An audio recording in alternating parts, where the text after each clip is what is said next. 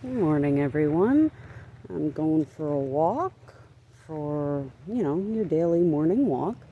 And I decided to take a trip by my pond and get a look at some cattails. Now, the reason I'm looking for cattails is because the young shoots, or the green part that is going to be a lighter color, kind of like a green onion, is really good. It kind of tastes like cucumber, and it's kind of tasty, so I'm curious to see what my pond has. And as you can see, I am in the middle of the woods, but it's not, terribly, there's some houses and stuff. It's not terribly devoid of light. And on the far side from where I'm standing right now are where the cattails are. And as we're getting up here, you can see that there's lilies in the pond, which is a great sign. It means the water's clean because they're a very sensitive plant.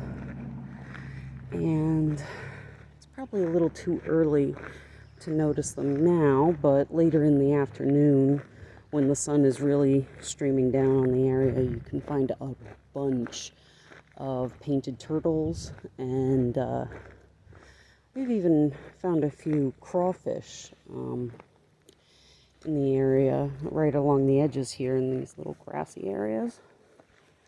And that is all really good news, which tells me the water is clean, because last thing you want to do is eat something that is filled with toxins, especially water plants. I'm not seeing any crawfish right now. Crayfish, sorry. Definitely don't see any turtles. And we've also spotted a couple of water snakes. But over there, there's a bush, and the rest of it's kind of hard to see from here, so I'm going to get closer, but that's where I'm headed for the cattails. And here are little cattails. Got a small one right here. I'm not going to take this one, it's way too small. But these are cattails. Slightly larger one. I'm going to move down over here though.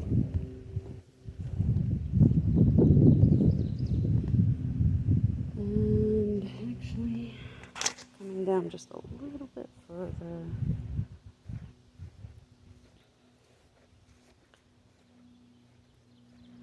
I'm going to go down here and grab some out of here. Mostly for a couple different reasons. Biggest one being that they're more established. We got one here, and we just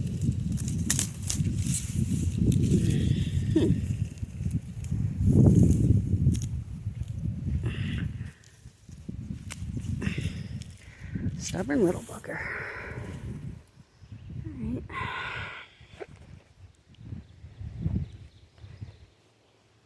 This one shot.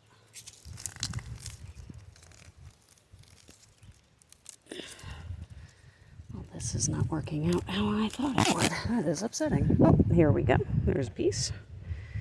And this is the white piece we're after. And it goes a good bit until it starts to turn green. We got one. I'm only going to grab a couple because the area doesn't have as many as I would like. And that's two. Sorry, I'm doing this one-handed. I'll grab one more and call it a day. Now, I was able to rip these out. It's a little effort. If it was in the water like that one there, it'd just pop right out. But it's not. And I don't have water shoes or anything like that to go digging, so. Now, here's one that has started to get the stalk, and that's where all the pollen comes from, all that beautiful stuff right there. Now, I'm not collecting the pollen, but it can be used.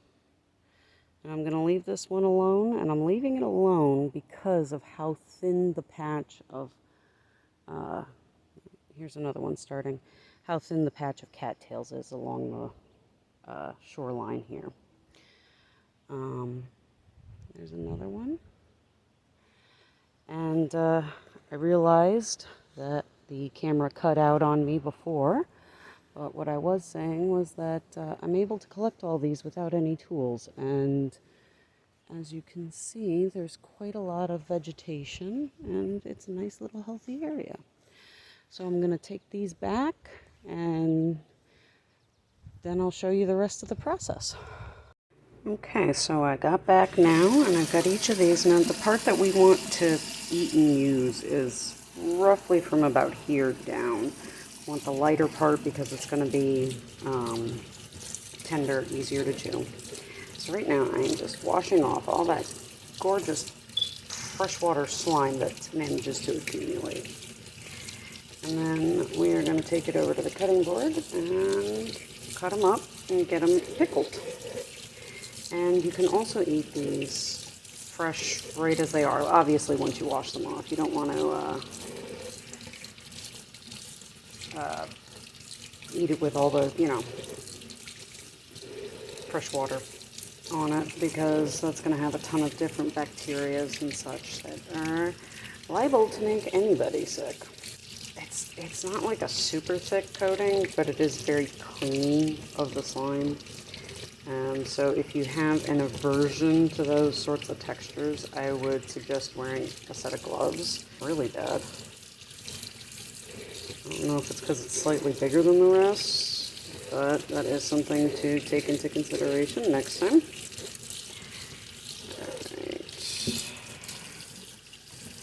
Alright. Good. Oh, a little bit left on there. Nope, good. And good. Alright, and now we are over here at the cutting board, so I'm going to take these one at a time. This one, as you can see, gets green pretty quickly, so we're not going to cut too high. Right about here should be good. Just cut straight through. And I don't think it's, there we go. So you can sort of see the different layers. But this end down here, I'm going to cut them about this size, like a baby gherkin or baby pickles, because we are pickling these. And you can eat this now. It is fibrous. Some parts are a little rougher to chew through, but it is edible, and it kind of tastes like cucumber. And it sort of, the inner part is really tender, but the texture is kind of like celery, which is not bad. I'm going to cut the rest of these up. Now I have another batch that I did last week, so we can taste those once we're done with this to see how good they are pickled.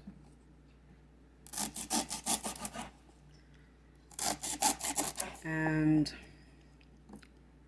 understanding, culinary stuff, I'm inclined to believe that the vinegar in the brine for pickles is going to tenderize the extra fibrous parts. So let's hope that's how it works out. Either way, they still taste pretty good.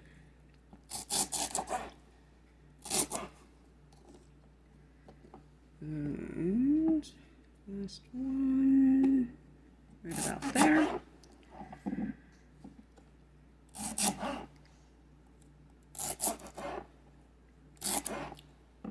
Alright, and these are all the pieces. As you can see, some of them are a little bit bigger, but they don't have to be perfect.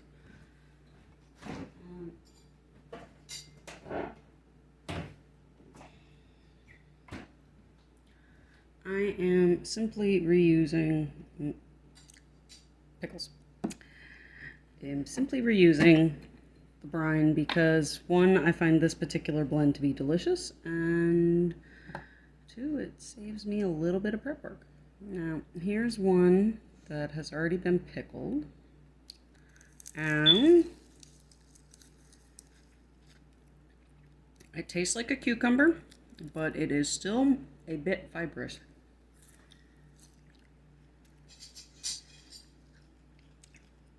I had to split it in half. Couldn't quite bite through it the way you would like a normal pickle or a cucumber.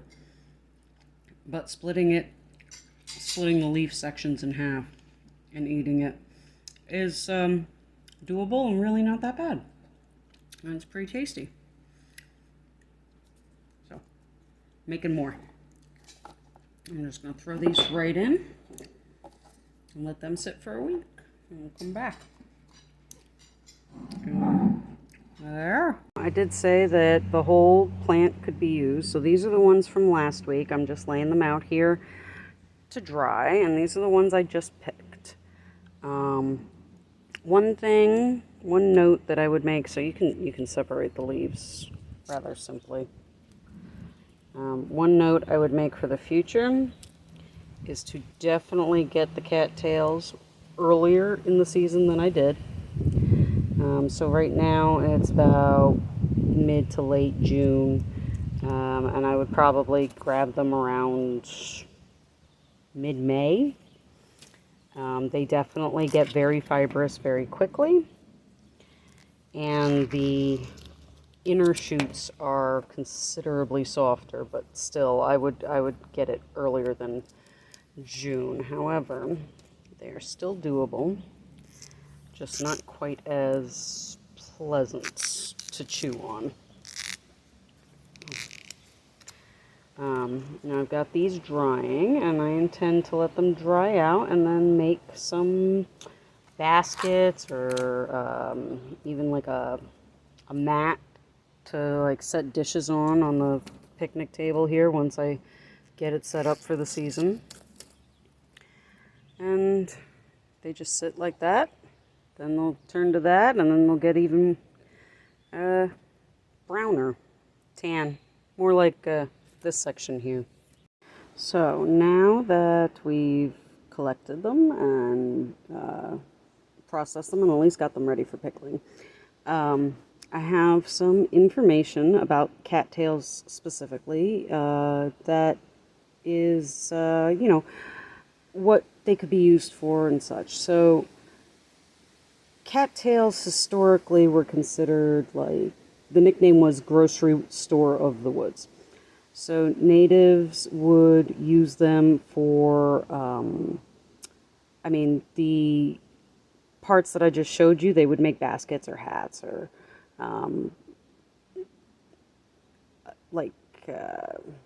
lids for baskets and such. And then the other things would be the roots. So the roots are, they have a lot of carbs and protein. So if you dried them out, you could actually make a pretty decent flour out of them. I showed you some videos of the pollen stalks. And if you were to collect the pollen, that has protein, amino acids, and minerals. And then what we were working with specifically was the young shoots. Now they are very low in calories, but they are very high in fiber. As I was describing, they're very, if you don't get like right in the center, they're a bit chewy. But they're also good with potassium, vitamins A, B, and C, which is very good to have access to, just to know how to get to it. The whole plant, top to bottom, mosquito. The whole plant, top to bottom, can be used. Now, some cautions would be that there is a poisonous lookalike in northeastern PA. This is called a wild iris or yellow flag, and once it flowers, it no longer looks like the cattails. It doesn't get quite as tall. But it would be a very good thing to make doubly sure you know what you're harvesting before you do. It is toxic to both people and to animals.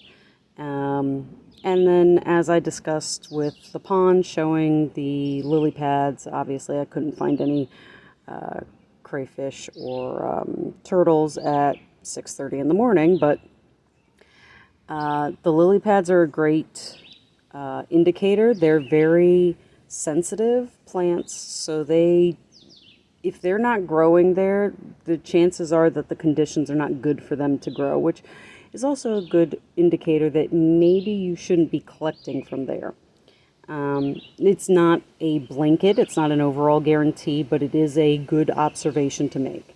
Other observations would be other wildlife in the area as well, and crayfish are also one that's very sensitive to how their environment is. So they will leave or just die if the situation the situation isn't good. And in some places, cattails can be considered invasive. Now, off the top of my head, I don't know those places that are considered invasive. They are not invasive in northeastern PA, so they are part of the ecosystem here, and they're supposed to be here. Now, its poisonous lookalike is not supposed to be here, and that would be the yellow flag or the wild iris. It goes by both names. That is slightly shorter, the leaves, and it has large yellow flowers once they bloom. By this time of year, they are already in bloom, the flowers, so it's, easy to identify and either keep track of for next year or harvest, but your sections are probably going to be smaller harvested. And then just to give a list of everything that the plant can give you as far as nutrition. Vitamin K, which is good for bone health and blood clotting. Potassium, which is muscle support.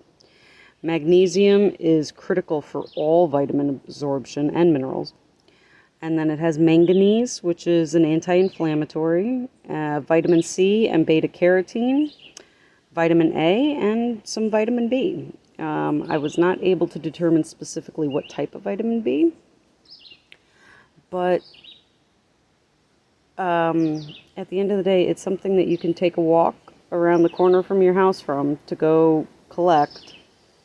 I would say it took me 10 minutes to collect the couple that I did, and while maybe not the most tender, I'm definitely going to try again next spring, earlier in spring, and I enjoyed the flavor of both the fresh and the pickled.